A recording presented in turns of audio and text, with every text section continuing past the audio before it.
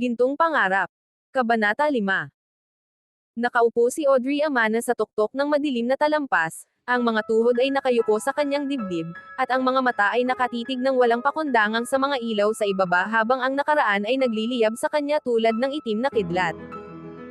Walang luha sa kanyang mga mata upang masasalamin ang kanyang mga alaala ng gabing si Grayson Spencer ay tumanggi sa kanya ng napakasakit, ng lubusan. Tinawag niya ang pangalan nito at narinig ang sagot niya sa pagsara ng pinto sa likuran nito. Umiyak siya noon, minsan, ngunit hindi na muli. Ang kahihiyan ay sa huli ay nag-alis ng kanyang mga luha. Pagkatapos noon, wala nang iba kundi ang kahihiyan. Hindi iyon nawala. Nagtataka siya kung kailan ito mawawala.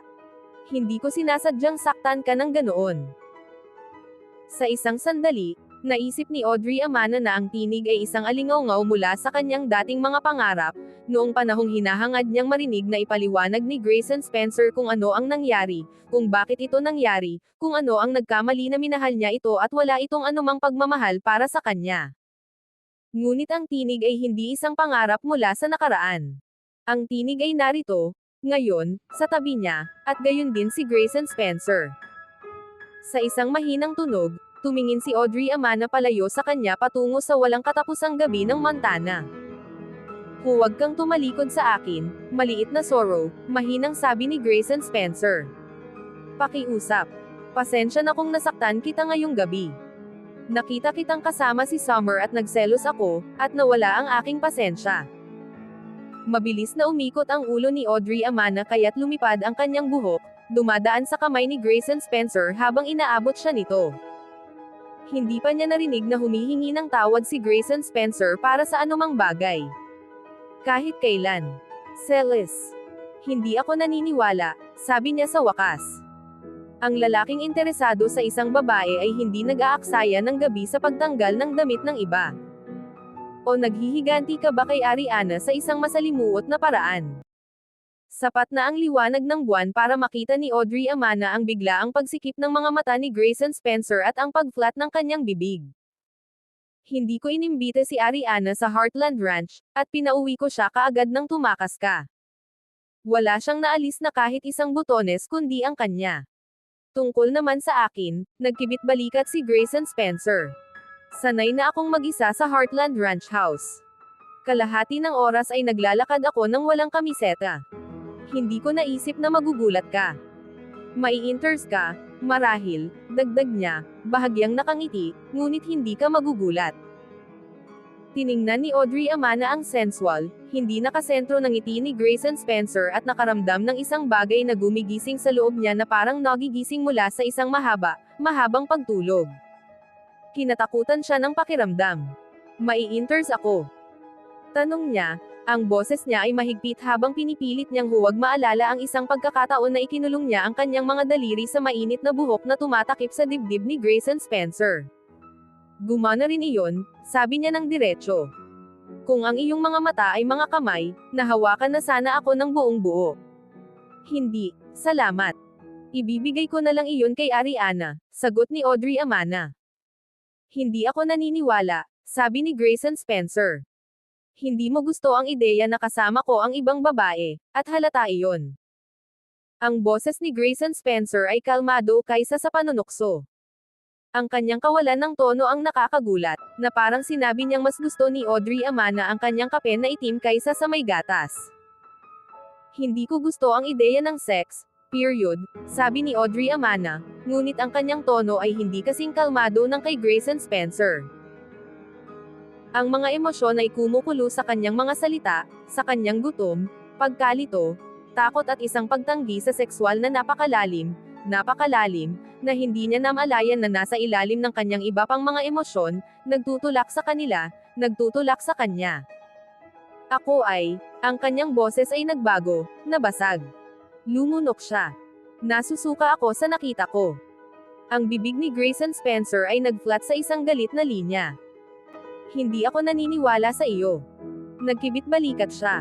Totoo. Hindi ko gusto ang sex. Period. Gustong-gusto mo iyon noong 4 na taon na ang nakakaraan. Nagbabago ang mga tao.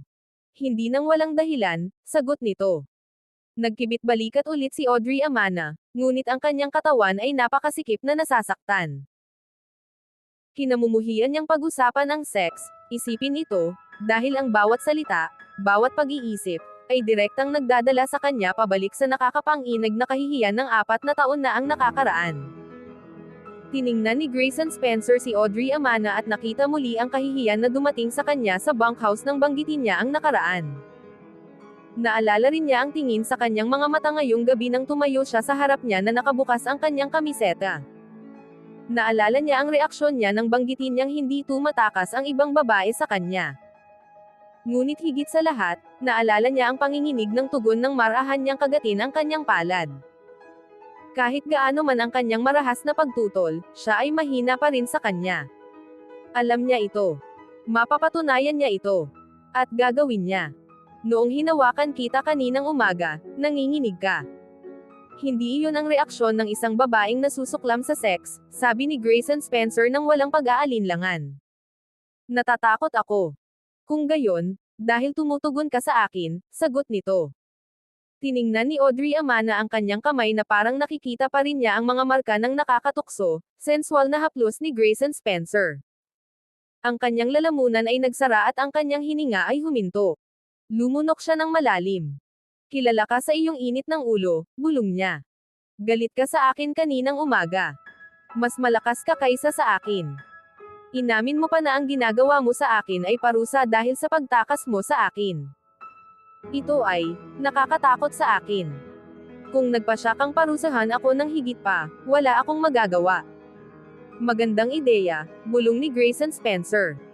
Walang babala kundi iyon, ang kanyang matigas na mga kamay ay kumapit sa mga braso ni Audrey Amana. Ang mga balikat ni Grayson Spencer ay hamarang sa buwan habang yumuko siya sa kanya. Bago pa siya makatutol, nakahiga na siya sa kanyang likod, nakatingin sa mukha nito. Ang liwanag ng buwan at ang gabi ay nagmistulang palaisipan sa kanyang ekspresyon. Nakita niyang bumukas ang kanyang mga labi, nakita ang puting kidlat ng kanyang mga ngipin at alam niyang hahalikan niya siya ng may pagmamahal ng isang magkasintahan. Ang sandali ay tulad ng kanyang mga pangarap at kanyang mga bangungot. Hahalikan siya nito at tutugan siya, at kapag wala na siyang magawa, babaliktad siya sa kanya, sisirain ang kanyang kaluluwa, iiwan siyang walang laman maliban sa sakit. Hindi niya kayang maranasan muli iyon. Hindi niya lang kaya. Nadama ni Grayson Spencer ang biglaang pagtigas ng katawan ni Audrey Amana nang ilapat niya ang kanyang bibig sa kanya.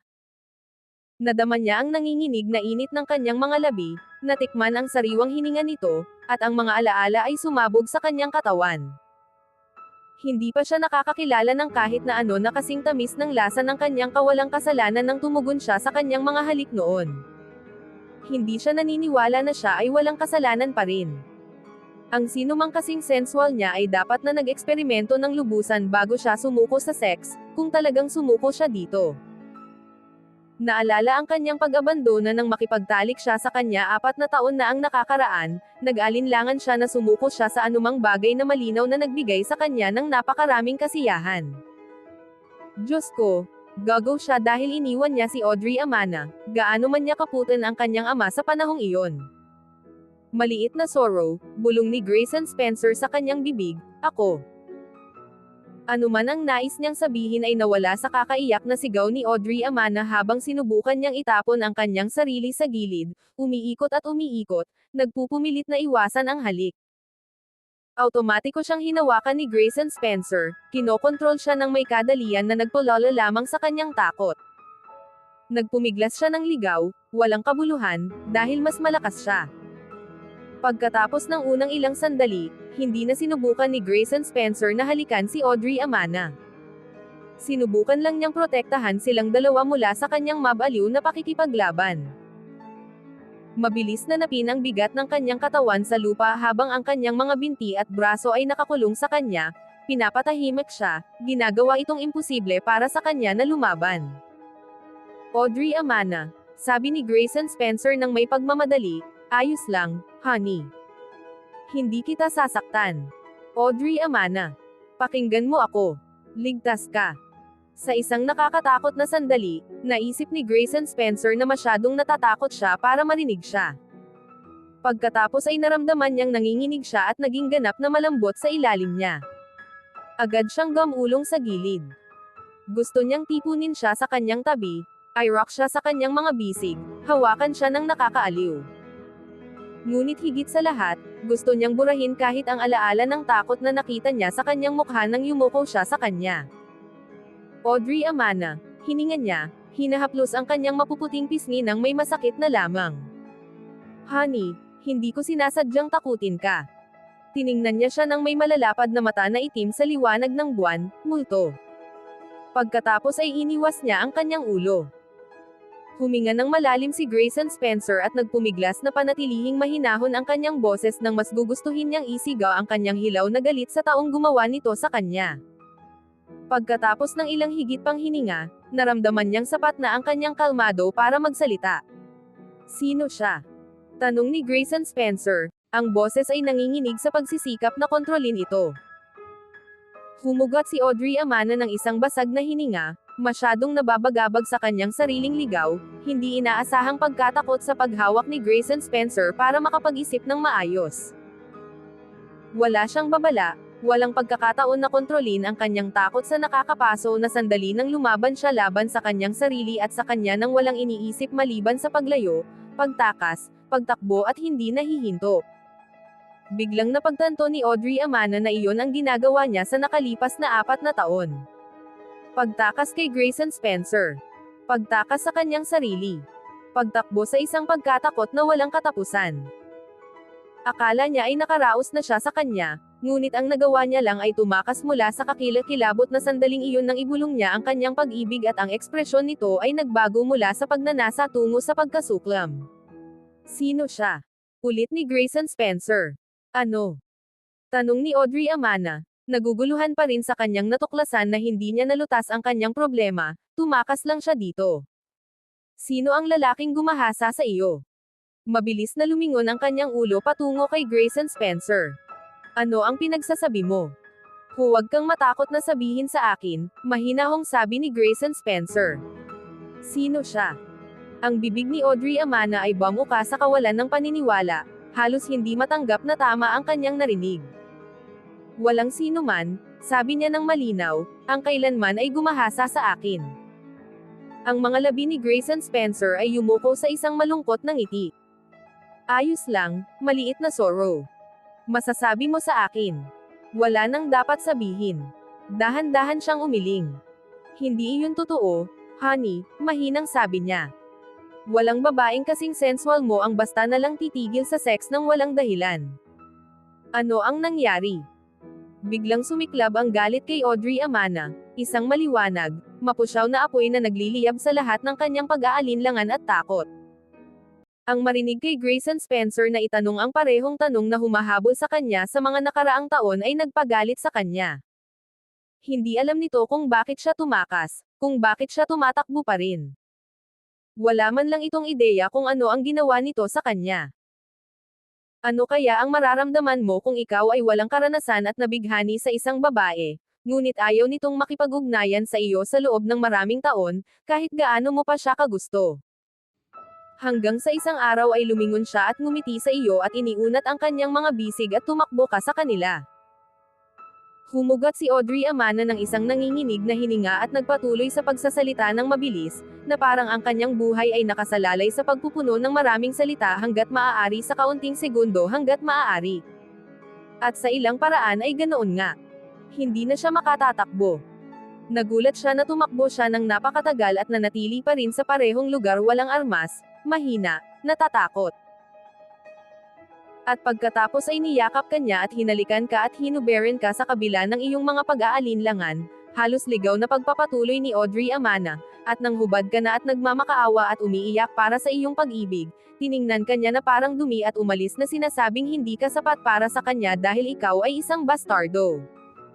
Paano mo mararamdaman iyon, Grayson Spencer? Tatakbo ka ba agad at sasakay sa susunod na babaeng ngumiti sa iyo, o ang mismong pag-iisip ng sex ay magpapalihis sa iyong tiyan? Napaatras si Grayson Spencer na para bang sinampal siya ni Audrey Amana. Audrey, sabi niya ng may panghihina, maliit na sorrow, pakinggan mo ako. Hindi iyon ang dahilan kung bakit ako lumayo sa iyo noong gabing iyon. Hindi ko kailanman sinadyang. Ngunit patuloy pa ring nagsasalita si Audrey Amana. 4 na taon ng galit at pagtataksil na bumubuhos sa isang mabilis na daloy na walang makakapigil. Iyon mismo ang nangyari. Sagot niya, ang boses ay hilaw. Ang pagtanggi ay hindi magbabago nito, at tiyak na hindi magbabago ang paraan ng aking pagtugon sa mga lalaki dahil dito. Hindi na ako magiging ganoon ka-inaulit. Mas gugustuhin ko pang mamatay. Nanginginig siya at iniwas ang kanyang mukha kay Grayson Spencer. Sa isang paraan, dapat pala akong magpasalamat sa iyo dahil sa pagpapagaling sa akin mula sa isang sakit na tila tumatakbo sa buong populasyon. Ngumiti siya ng mapait. Ngunit sigurado akong maiintindihan mo kung sasabihin ko lang sa iyong pumunta sa impyerno. Pinagmasdan ni Grayson Spencer ang mukha ni Audrey Amana. Ang kanyang mahabang pilikmata ay nagtatapon ng mga anino na parang puntes sa kanyang mga pisngi na nahuhugasan ng buwan, ang kanyang mga labi ay bahagyang nanginginig. Humugat siya ng isang mahaba, basag na hininga at sinuri ang kanyang nakakuyom na mga kamao na parang may mga sagot sa mga tanong na hindi niya kailanman naisip na itanong hanggang sa sandaling iyon. Ginawa kong patakaran na huwag nang lumingon, sabi niya sa wakas, nang may lungkot. Ang nakaraan ay para sa mga taong may ugat, mga taong nakakaalam kung saan sila nagmula. Wala ako. Ang alam ko lang ay kung saan ako pupunta. Tiningnan niya si Audrey Amana. Nakatalikod pa rin ito sa kanya, nabubuhay pa rin sa sandaling nasaktan niya ito ng labis at hindi man lang ito namalayan. Sabi ko nagkamali ako 4 na taon na ang nakakaraan at seryoso ako. Katulad ng pagkakamali mo ngayon. Narinig ni Grayson Spencer ang bulong ng buhok ni Audrey Amana nang lumingon ito pabalik sa kanya. Ano ang ibig mong sabihin? Iniisip mo bang lumayo ako sa iyo dahil ikaw ay anak na hindi kinilala ni Romeo? Napakatahimik ni Audrey Amana. Ito ang unang pagkakataon na may isang miyembro ng pamilya Spencer ang hayagang umamin kung sino ang kanyang ama. Oo, sabi niya, ang boses ay manipis na parang liwanag ng buwan. Hindi, sabi ni Grayson Spencer nang walang pag-aalinlangan. Sa buong buhay ko, 2 bagay ang ipinilit sa akin ng aking mahal na ama. Ang una ay hindi ako dugo niya. Ang pangalawa ay ikaw. Kahit gaano pa ako kahirap, gaano pa ako nagtagumpay, gaano pa ako kagaling sa ginagawa ko, hindi pa rin sapat. Ang tunay na Spencer ay sana mas magaling. At ikaw ang patunay.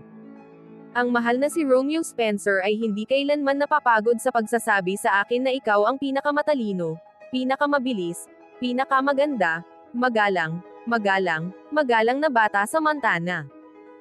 Mas magaling ka kaysa sa ibang bata sa anumang bagay at lahat ng ginagawa mo. Sa madaling salita, ikaw ay isang tunay na Spencer, kahit na hindi niya ito sinabi ng diretsyo. Bumuka ang bibig ni Audrey Amana sa tahimik na pagkagulat. Hindi kailanman nagsabi o gumawa si Romeo Spencer ng anumang bagay sa kanyang presensya na nagpaisip sa kanya na napansin man lang siya nito sa anumang espesyal na paraan. Pero, panimula niya. Hindi, sabi ni Grayson Spencer, pinutol ang pagtatangkang magsalita ni Audrey Amana. Sasabihin ko sa iyo kung bakit ako lumayo 4 na taon na ang nakakaraan, at sasabihin ko lang ito ng isang beses. Pagkatapos ay ililibing ang nakaraan sa parehong libingan ng aming mga magulang, at mapapahamak ako kung huhukayin ko ulit ito. Kailanman. Ang puot na nararamdaman ni Grayson Spencer sa nakaraan ay umalangaw-ngaw sa bawat salitang sinabi niya. Naiisip ni Audrey Amana kung ano ang epekto nito sa isang taong may pagmamalaki tulad ni Grayson Spencer na maliitin para sa isang bagay na wala siyang kontrol, ang katotohanang hindi siya ipinanganak mula sa lahi ng Spencer. Wala siyang masabi, wala siyang magagawa, na magbabago sa simpleng katotohanang iyon. Ganoon din ang nangyari kay Audrey Amana nang maliitin siya ng mga bata sa paaralan dahil sa pagiging isang anak sa labas. Wala siyang nagawa, wala siyang nasabi, na magbabago sa katotohanan ng kanyang hindi lehitimong kapanganakan. Naiintindihan niya kung paano ang ganitong uri ng hindi patas na pagtanggi ay maaaring kumain sa kaluluwa ng isang tao. Gusto niyang sabihin iyon kay Grayson Spencer, ngunit hindi niya ginawa. Natatakot siya na kung makagambala siya muli, titigil na lang ito sa pagsasalita. Pagkatapos ay hindi na niya malalaman ang sagot sa tanong kung bakit ito lumayo sa kanyang pag-ibig, kung hindi dahil sa siya ay anak na hindi kinilala ng kanyang ama. Habang tumatanda si Romeo, patuloy ni Grayson Spencer, mas lalo kang ipinilit sa akin. Bahagyang ginagawa niya iyon para lang asarin ako dahil matanda na siya at may sakit at ako ay bata at malakas at wala siyang magagawa tungkol sa alinman sa dalawa. Pero karamihan sa lahat, inaasar niya ako bilang isang paraan ng paghihiganti sa akin dahil hindi ako tunay niyang anak. Napapagod na sumumpa si Grayson Spencer at hinimas ang likod ng kanyang leeg, sinusubukang pagkalmayan ang mga kalamnan na nakatali ng tensyon. Anyway, napagpasyahan kong gagantay rin ako. Hahahanapin ko ang perpektong ito, ang tunay na Spencer, at pakakasalan ko siya at pagkatapos ay ipapilit ko ang katotohanang iyon sa lalamunan ni Romeo hanggang sa masuka siya.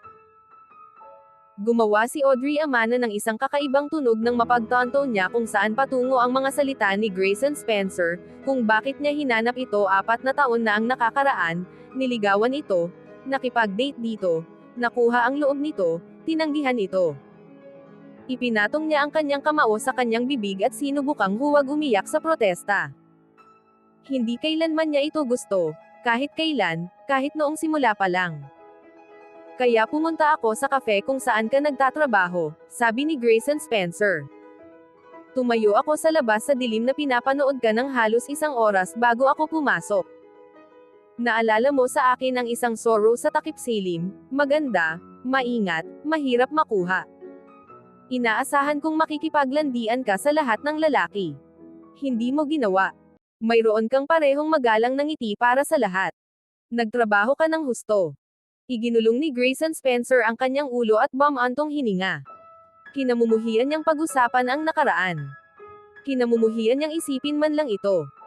Ang pag-uusap at pag-iisip ay nagdadala lamang pabalik sa lahat ng sakit at galit at sakit. At para saan? Wala sa mga iyon ang mababago. Ni 1 segundo man lang. Ngunit kung makakatulong ito kay Audrey Amana na malaman kung bakit siya lumayo sa kanya, magsasalita siya hanggang sa malak ang kanyang panga. Utang niya sa kanya ang hindi bababa sa ganoon. At kailangan niya ito. Ang pagkakaroon nito ang tanging posibleng paraan upang talunin ang nakaraan.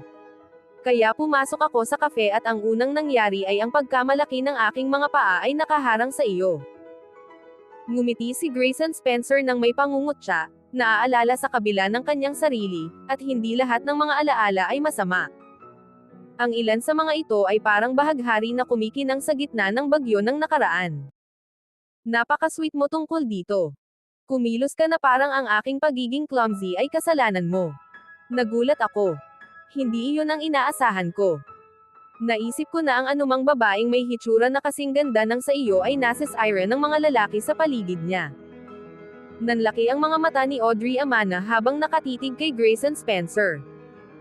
Hindi niya kailanman naisip ang kanyang sarili na hindi karaniwang kaakit-akit. Ang pag-unawa na iniisip siya nito sa ganoong paraan ay bahagyang nagpainit sa kanya.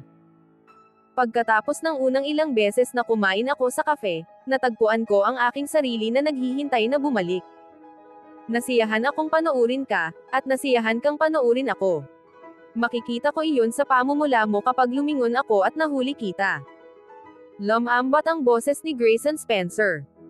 Nang sinabi mong sasama ka sa akin sa sayawan, halos hindi ako makapaghintay para sa katapusan ng linggo.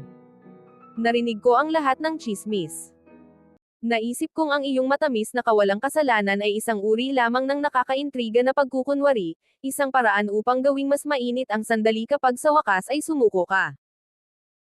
Pagkatapos ay binuksan mo ang pinto at tumayo ka doon sa manipis na sutla na blusa at sexy, lumulutang na palda, at ang iyong buhok ay malambot at nakalugay at humihingi ng mga daliri ng isang lalaki, at sigurado akong makukuha kita bago matapos ang gabi. Isang maliit na panginginig ang dumaan kay Audrey Amana habang nakikinig siya sa malalim, magaspang na boses ni Grayson Spencer na nagpipinta ng isang larawan ng nakaraan na hindi katulad ng anumang nasa kanyang sariling isipan. Ganito ba ang tingin niya sa akin? Isang sexy na maliit na pang-aasar na nagkukunwaring walang kasalanan lamang upang gawing mas kawili-wili ang habulan. Ang pag-unawa na ang imahe ni Grayson Spencer kay Audrey Amana ay ibang-iba sa kanyang sariling imahe ng kanyang sarili ay lumaganap sa isipan ni Audrey Amana na parang isang shockwave, muling inaayos ang bawat alaala na nahawakan nito. Para bang ang katotohanan ay isang libro kung saan ang bawat kabanata ay naglalaman ng ibang bersyon ng parehong kwento, at ang bawat taong tumitingin dito ay nakakakita ng ibang kabanata, ibang hiwa ng kasaysayan, ibang pananaw sa buhay. Ngayon ay binabasa niya ang kabanata na nabasa ni Grayson Spencer, na nagreresulta sa pagbabago ng kanyang sariling pananaw sa katotohanan ng nakaraan sa bawat salita, bawat bagong pananaw. Nakakalito, nakakahilo, at sa parehong oras ay kapanapanabik, halos himala, isa pang pahina mula sa nakaraan na nahayag. Nararamdaman ni Audrey ang katulad na pananabik noon, nang ang kanyang pananaliksik ay nagbigay ng isang katotohanan na nagbago ng lahat, muling inayos ang nakaraan sa kanyang harapan. Iyon ang naging pagkaakit niya sa kasaysayan. Ang kasaysayan ay hindi patay, ito ay buhay, napakamahalaga, may kakayahang magbago ng walang hanggan. Ang pagkakaalam na ang kanyang sariling personal na kasaysayan ay fluid, mahalaga, at nagbabago, ay nagbigay kay Audrey ng pag-asa sa kauna-unahang pagkakataon sa loob ng maraming taon. Walang nakatakda. Walang panghuli. Lahat ay posible. Pumasok ang mga salita ni Grayson Spencer kay Audrey, dumaan sa mga lumang hadlang at takot, hinahaplos ang mahina at maselang bahagi na hindi kailanman namatay. At pagkatapos ay nagulat ka nang tawagan ko ang iyong bluff, sabi ni Grayson Spencer. Hindi ko maisip na ganoon ka-inosente, hanggang sa nakita ko ang iyong mukha. Kumuha ka ng maputlang kulay. Walang aktres na kasing galing. Nang humingi ka ng tawad dahil sa pagiging birhen at sinabi mong nauunawaan mong hindi ko nais na sayangin ang oras ko sa iyo, parang sinapak ako. Sa oras na napagtanto kong ikaw ay kasing sweet at inosente ng iyong anyo, nawala ka na sa lahat ng mga mananayaw. Kinagat ni Audrey ang kanyang labi, naaalala muli kung paano siya tumakas sa gitna ng dance floor. Parang isang bangungot. Kahit gaano siya nag-twist at nag-turn, walang malinaw na labasan, walang paraan palabas ng silid. Nakakulong. Kahit ang pag-iisip nito ay nagpapabilis sa tibok ng kanyang puso. Umupo ako doon at sinabing walang silbi ang habulin ka, hindi ko makakamit ang aking paghihiganti sa pamamagitan ng pagkuha sa iyo. At pagkatapos ay naalala ko kung paano kang ngumiti nang makita mo akong pumasok sa kafe. Hindi ka ngumiti sa ibang mga lalaki ng ganoon. Kahit alam mo man o hindi, gusto mo ako. Nag-atubiling si Grayson Spencer, pagkatapos ay idinagdag, gusto rin kita. Kaya mo akong pasabugan sa isang tingin. At patuloy mo akong banibigla. Nasiyahan ako roon. Matagal na mula nang makatagpo ako ng sino man na kalahating kasing kawili-wili. Ngumiti siya ng mabilis, hindi nakasentro ng ngiti at hinaplos ang likod ng kanyang daliri sa pisngi ni Audrey. Sumpa, maliit na sorrow, wala pa rin akong ibang katulad mo. Nagtaka, napaatras siya sa hawak. Ang bibig ni Grayson Spencer ay nag-flat sa isang masungit na linya. Nais niyang hindi na siya nagsimula pang magsalita, nais na hindi na nangyari ang lahat ng ito, nais na magkaroon ng malinis na slate sa babaeng nakahiga ng napakalapit sa kanya, nakabalot sa itim na balabal ng nakaraan, isang nakaraan na bumibihag sa tanging hinaharap na nais niya. Kailangan niyang makahanap ng paraan upang alisin ang nakadikit na balabal o wala nang hinaharap, kundi ang nakaraang naulit, pag-asa at pangarap na namamatay. At pagkatapos ay umupo ka ng mapagkakatiwalaan sa aking mga bisig sa dance floor, sabi niya, ang mga salita ay pinutol. Perpekto kang tumugma sa akin at naamoy kita na parang isang matamis, mabangong simoy ng tagsibol. Gusto kita hanggang sa maramdaman kong para akong napapunit. Muli siyang binigla ni Grayson Spencer, pinapagalaw ang malalaking pahina ng kasaysayan, binabago ang realidad, na naghahayag ng isa na namang bagong katotohanan. Gusto siya nito. Ano man ang magiging resulta, talagang gusto siya nito minsan. Narinig niya ito sa malalim na boses nito, nakita ito sa mga kamay nitong nakakuyom laban sa mga alaala ng gutom.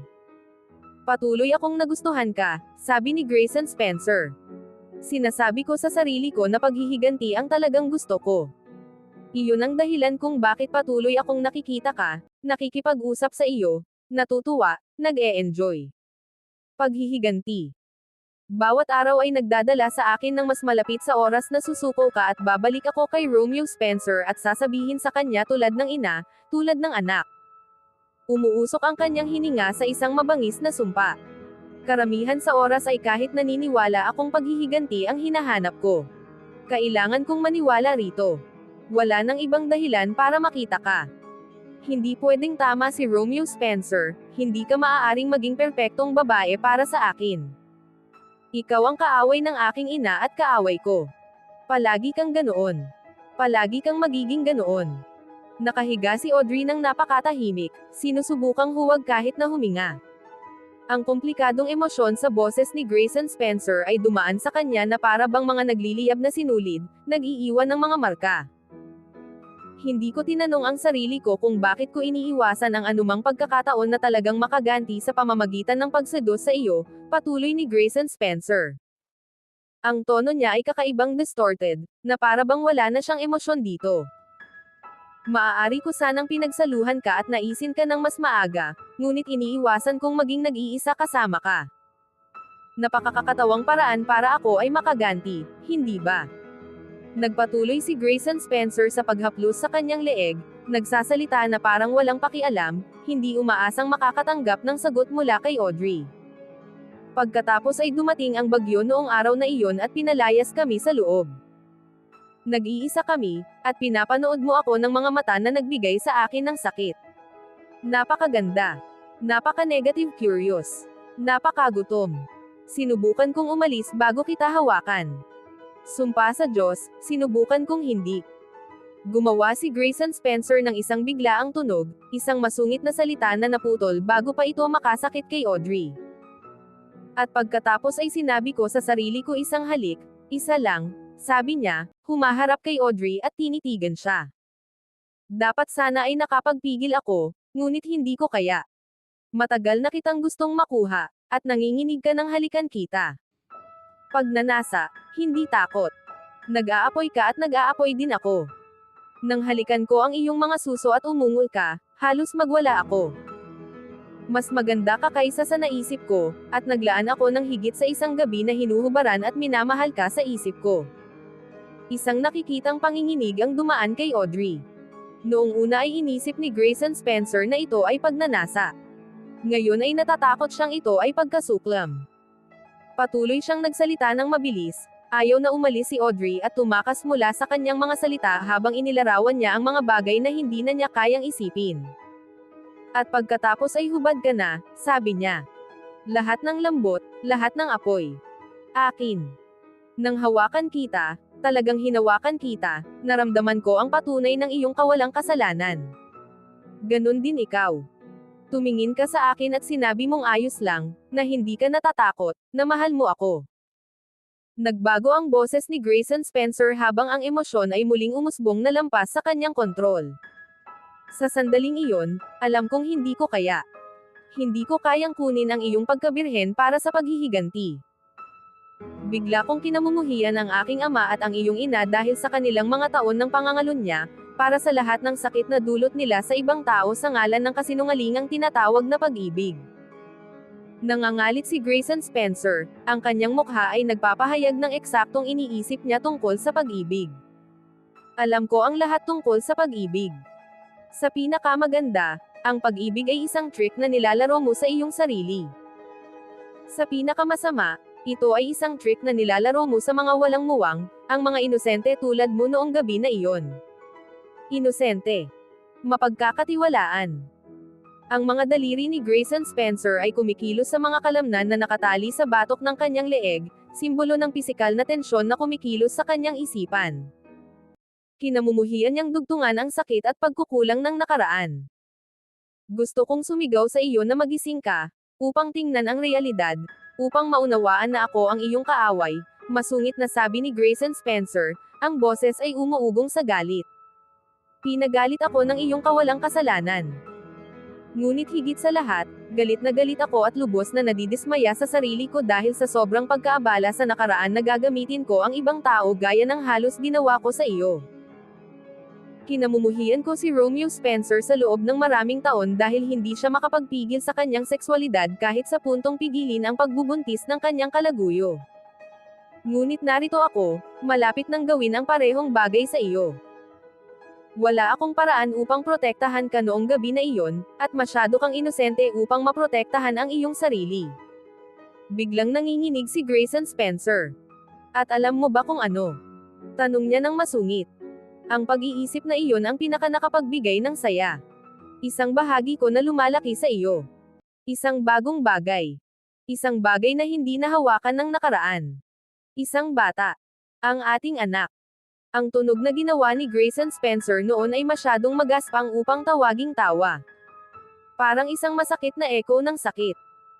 Dumating ito kay Audrey, sinasabi sa kanya kung gaano kaunti ang alam niya tungkol kay Grayson Spencer 4 na taon na ang nakakalipas at kung gaano siya kalalim pa rin ang pag-aalala na nasaktan din ito ng nakaraan. Patuloy pa rin siyang nasasaktan. Gaya niya. Nasasaktan at hindi alam kung paano ito ititigil. Nang hindi niya namamalayan, inabot ni Audrey ang kanyang kamay kay Grayson Spencer sa isang instinctive na kilos ng aliw na huminto bago pa man siya talagang mahawakan. Walang nakakatakas sa laso ng nakaraan, sabi ni Grayson Spencer nang walang emosyon. Ginugol ko ang karamihan sa aking buhay sa pakikipaglaban sa partikular na katotohanang iyon. Natalo ako. Ngunit sa wakas ay natutunan kong maaari mong limitahan ang pinsala sa pamamagitan ng hindi paglingon sa nakaraan. Kaya hindi ako lumilingon. Hinahabol ko ang gusto ko para sa hinaharap at sa impyerno na ang nakaraan. Lumiko siya at hinanap ang mukha ni Audrey, sinusubukang basahin ang kanyang mga emosyon sa ilalim ng mga misteryosong belo ng liwanag ng buwan at kadiliman. Naiintindihan mo na ba ngayon? Tanong niya ng mahinahon. Hindi ikaw ang iniwan ko noong gabing iyon.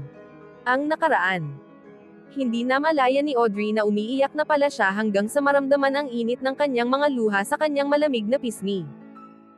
Pinunasan ni Grayson Spencer ang mga luha gamit ang maingat na daliri, pagkatapos ay dinala ang kanyang kamay sa kanyang mga labi, tinikman ang kanyang mga luha. Huwag kang umiyak, maliit na sorrow, sabi niya ng may panghihina. Walang halaga ang nakaraan sa asin ng iyong mga luha. Patay na ang nakaraan. Nilibing na. Huwag mong hayaan itong saktan ka muli. Huwag mong hayaan itong saktan tayo. Huwag mong hayaan itong sirain ang ating hinaharap. Pumikit si Audrey, pinakawalan ang huli niyang mga luha. Grayson, bulong niya nang nanginginig, ano ang gusto mo mula sa akin? Sinimulan niyang magsalita, pagkatapos ay naisip ang matinding takot nang subukan niyang halikan siya ilang sandali na ang nakakaraan. Ang mga sekswal na implikasyon ng kasal ay tiyak na magpapatakbo sa kanya pababa ng burol tulad ng hangin. Isang pagkakataon, sabi niya, na kasing totoo nang nararamdaman niyang kaya ni Audrey. Ito ang nakaraan na handa siyang payagan na makialam sa kasalukuyan. Bakit? Nasiyahan akong makasama ka 4 na taon na ang nakakaraan, simpleng sagot niya. Gusto ko iyon muli. Mayroon tayong isang bagay na hindi ko kailanman natagpuan sa ibang babae. Gusto kita sa loob ng maraming taon, ngunit pinayagan kong hadlangan ako ng nakaraan. Mabagal na umiling si Audrey. Wala na akong maibibigay sa iyo, sabi niya. Ang boses ay nababasag. Hindi iyon totoo.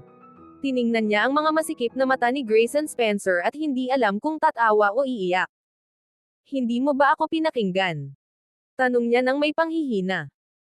Kahit noong bata pa ako, natutunan ko ng matakot sa pagnanasa na nagdala sa aking ina at sa iyong ama, na nagdulot ng labis na sakit para sa kanya. Tapos ikaw, kami, sandali, tahimik habang nakikipaglaban si Audrey na makontrol ang kanyang sarili. Hindi ko alam kung gaano kalakas ang pagnanasa, hanggang sa hinawakan mo ako. Hindi ko alam kung gaano ako kalalim ang pagmamahal, hanggang sa minahal kita. At hindi ko alam kung gaano ako maaaring masaktan, hanggang sa umalis ka sa akin. Naglabas siya ng nanginginig na hininga. Hindi ko kayang maging ganoon ka na muli, Grayson. Hindi ko talaga kaya. Kung umalis ka ulit, sirain mo ako. Hindi ako kailanman aalis, sabi niya nang walang emosyon. Hindi ko kaya. Kinagat ni Audrey ang kanyang lobby at dahan-daang umiling. Kaya upang maiwasan ang posibilidad na masaktan sa hinaharap, unti-unti mong pinapatay ang iyong sarili ngayon, sabi niya. Ganito ba? Okay lang ako hanggang sa bumalik ako dito. Talaga? Tanong ni Grayson Spencer ng mahinahon. O baka naman labis kang nalasan ng nakaraan kaya natatakot kang hayaan ang iyong sarili na makaramdam. Gaya ko. Hinaplos niya ang kanyang daliri sa pilak na landas ng luha hanggang sa umabot siya sa sulok ng bibig ni Audrey. Nang nanginginig ka kanina, hindi iyon lahat takot, hindi ba? Grayson, ako. Oo nga ba? Nanginginig si Audrey habang ang bola ng hinlalaki ni Grayson Spencer ay maingat na humaplos sa kanyang ibabang lobby, tinutokso ang buong kurba. Bigyan mo kami ng pagkakataon, ang mahinang ngunit nakakaakit na sabi ni Grayson Spencer. Tumigil ka na sa pagtakas. Bigyan mo ako ng sapat na panahon para makilala mo ulit ako. Hindi kita sasaktan. Nangako ako. Ngumiti siya, isang ngiting may pag-aalinlangan.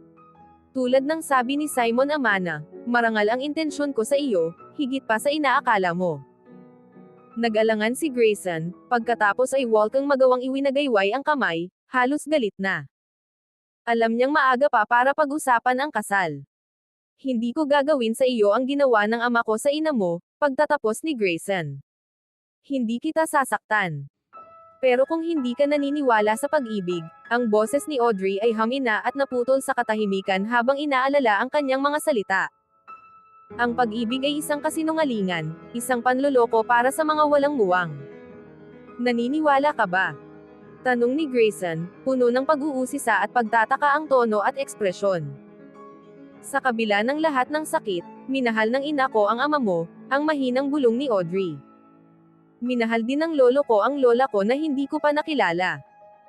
Kinukwento niya ito hanggang sa araw ng kanyang kamatayan. At pareho silang minahal ako. Minahal ko rin sila. Oo, naniniwala ako sa pag-ibig. Mapait at parang nangangarap ang ngiti ni Grayson. Mas malakas ka pala sa akin, maliit na sorrow, o mas inosente. Dahan-daang niyang inilapit ang kamay ni Audrey sa kanyang bibig at hinalikan ang palad nito. Napakagaan ng halik na halos hindi maramdaman ang init ng mga labi bago niya ito iniangat at tumingin ng diretso sa mga mata ni Audrey. Kung sakaling magustuhan mo ako balang araw, tandaan mo ito, hindi kita gagawing isang babaeng pagtatawanan at huhukuman ng iba. Hindi kita papakasalan nang hindi tayo magkakaroon ng anak. Hindi ko hahayaang maibenta ang anak natin tulad ng ginawa sa akin, o palakihin bilang isang anak sa labas tulad ng ginawa sa iyo. Kung magtitiwala ka sa akin, aalagaan ko kayo ng mga anak natin. Palagi. Ang hinaharap ang ating pag-uusapan, Audrey, hindi ang nakaraan. Pumikit si Audrey at naramdaman ang panginginig ng kanyang palad kung saan dumampi ang labi ni Grayson. Minsan ay isang matigas at malupit na tao si Grayson, ngunit kahit ang kanyang mga kaaway ay aaminin na ang mga pangako niya ay kasing tibay ng mga bundok. Habang iniisip niya ang mga salita ni Grayson, parang may hindi nakikitang gamot na bumabalot sa kanya, nagpapagaling ng mga sugat na hindi niya alam na mayroon pala. Hindi siya sasaktan ni Grayson at iiwan na buntis at mag-isang magpalaki ng anak. Hindi rin niya huhukuman ang kanyang anak dahil sa pagiging anak sa labas sa isang panahon at lugar na mahalaga pa rin ang mga bagay na iyon. Maaaring hindi siya naniniwala sa pag-ibig, pero naniniwala siya sa responsibilidad. Iyon ang dahilan kung bakit siya umalis 4 na taon na ang nakakaraan. Hindi dahil sa pagkamuhi. Masyado siyang marangal para gamitin siya para sa paghihiganti. Dahan-daang iminulat ni Audrey ang kanyang mga mata. Tiningnan niya ang matangkad at matipunong katawan ng lalaking nakahiga sa damuhan malapit sa kanya. Ang sinag ng buwan at ang mga anino ay nagbibigay diin sa kanyang lakas, binibigyang halaga ang bawat kurba ng kanyang katawan. Ang kanyang pagnanasa ay parang isang mahabang bundok ng liwanag at dilim na sumisibol mula sa kanyang maong. Sa kakaibang paraan, ang malinaw na pagnanasa ni Grayson ay nagbigay sa kanya ng kapanatagan. Sa kabila ng halatang pagnanasa, nang maunawaan niya ang takot ni Audrey, inalagaan siya nito. Humugot siya ng malalim na hininga. Sige, ang mahinang sabi ni Audrey. Isang pagkakataon pa. Walang paglingon. Tanong ni Grayson, ang boses ay nagmamadali, parang kailangan niya ng katiyakan. Grayson, ang banayad ngunit basag na sabi ni Audrey. Hindi patay ang nakaraan. Mas marami kang matutunan tungkol dito, mas nagbabago ito. Hindi ito dapat katakutin o iwasan. Ito ay isang himala. Pinapayagan ka nitong malampasan ang sakit, upang gumaling. Mali ka, ang walang emosyong sabi ni Grayson, ang boses ay kasing lungkot ng kanyang mga mata. Para sa atin, patay na ang nakaraan. Kailangan itong mamatay, o mamamatay din ang hinaharap. Maniwala ka sa akin, Audrey. Pakiusap. Ang nakaraan ay hindi makakapagpagaling sa atin, pero pwedeng Samira. Hayaan mo na. Ilibing na natin ang nakaraan. Bamuka ang bibig ni Audrey. Walang lumabas na salita. May desperasyon sa mga simpleng salita ni Grayson. Naniniwala siya sa sinasabi niya at gusto rin siyang maniwala ni Audrey. Gusto niyang mawala na ang nakaraan, nailibing na, tapos na, hindi na maaabot o mahahanap pa. Bigla siyang tumayo si Grayson at iniunat ang kamay kay Audrey. Pagkatapos ng sandaling pag-aalinlangan, tinanggap ito ni Audrey at hinayaan ang sarili na mahayla palapit kay Grayson. Sabay silang naglakad pabalik sa ilalim ng sinag ng buwan at mga anino sa lupain ng mga Spencer, patungo sa tahanan ng mga Amana, patungo sa nakaraan, ngunit hawak ang hinaharap sa kanyang kamay, pinapawi ang kanyang mga pag-aalinlangan sa init ng balat ni Grayson.